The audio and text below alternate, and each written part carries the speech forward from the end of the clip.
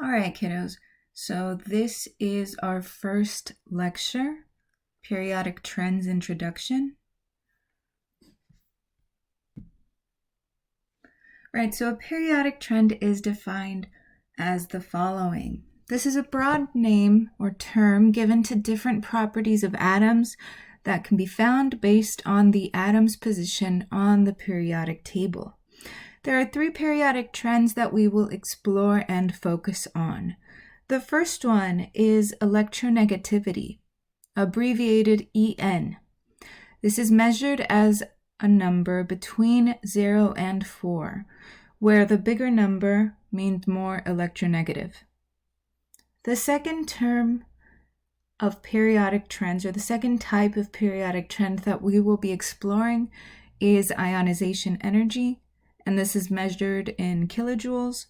And the third type is atomic radius, measured in picometers. All right, so we will be looking at electronegativity first. Electronegativity is defined as an atom's ability to attract electrons. This increases as you move from left to right across a period and increases as you move up a group. Usually this would mean that the noble gases, group 18, at the far right, have the highest En, but since they are unreactive, they have 0 En. Right, so what is the En of all noble gases? 0. This is because they are unreactive. All right, drawing electronegativity trend on a periodic table would be as shown on the bottom right-hand side of the screen. So electronegativity is going to increase going from left to right, and it's going to increase going up a group. The element with the highest electronegativity, therefore, is fluorine, and the element with the lowest electronegativity is francium.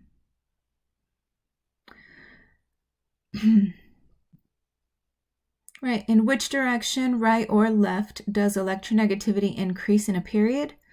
It increases going from left to right.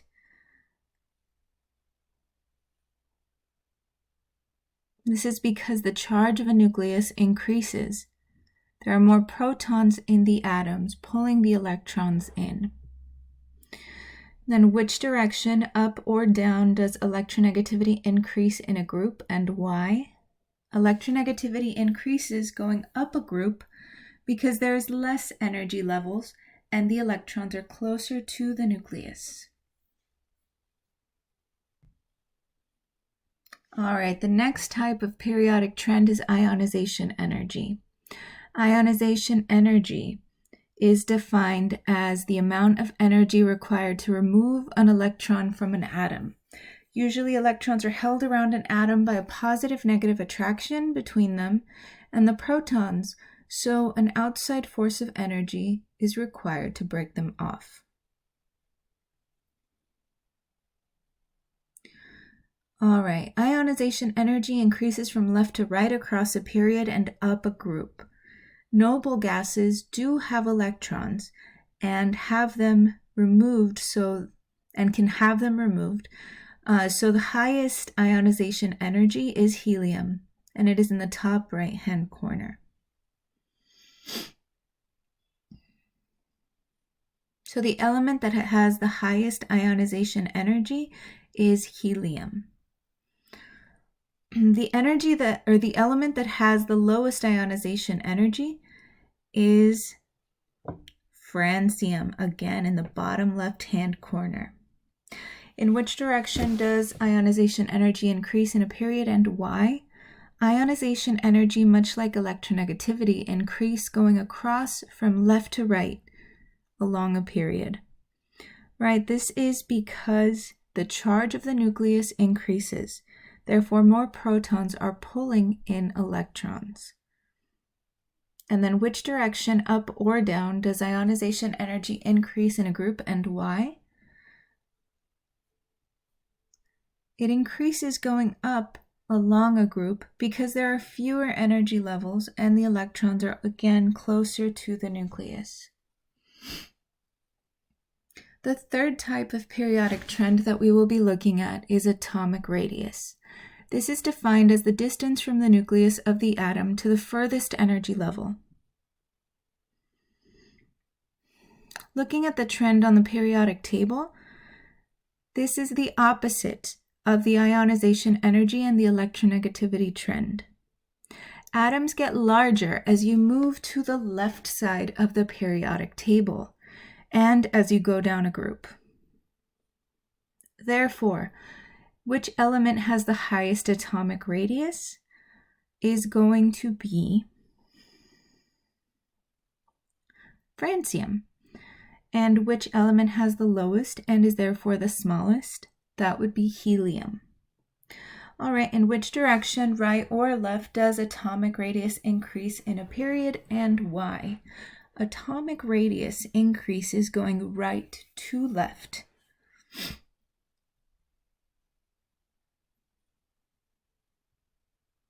Because there are less protons in the nucleus, and therefore less pulling electrons in. And then which direction, up or down, does atomic radius increase in a group, and why? Atoms at the lower end of the table are larger because they have more energy levels.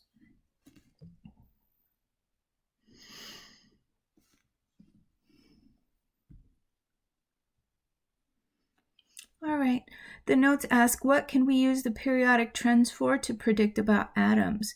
Periodic trends can be used to predict several different properties of the elements by using the patterns and comparing the positions of elements along the periodic table.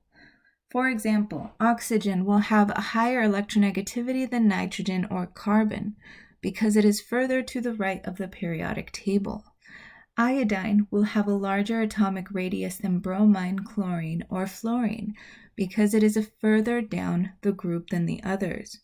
We can also predict the positions of the new elements on the periodic table by comparing their periodic trend values. Please practice problems 1, 2, and 3.